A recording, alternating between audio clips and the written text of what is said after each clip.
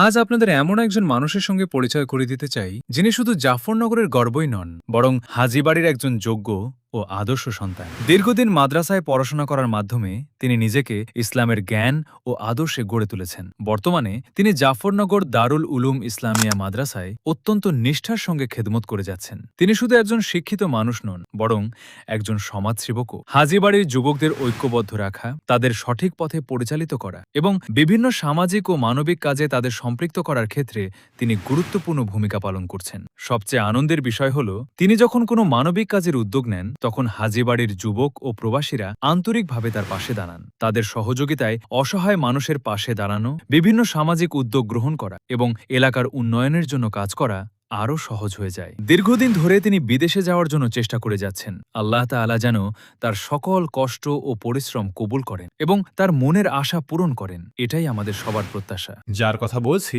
তিনি আর কেউ নন, তিনি হলেন আপনাদের এলাকার অত্যন্ত সুপরিচিত, সবার প্রিয় ও জনপ্রিয় ব্যক্তিত্ব মোহাম্মদ আরাফাত হাসান হৃদয়। আসুন আমরা সবাই তার জন্য দোয়া করি। আল্লাহ তাআলা যেন তাকে দুনিয়া ও আখিরাতে সফলতা দান করেন, তার নেক কাজগুলো কবুল করেন এবং তার জীবনের সকল আশা আকাঙ্ক্ষা পূরণ করেন। আমিন।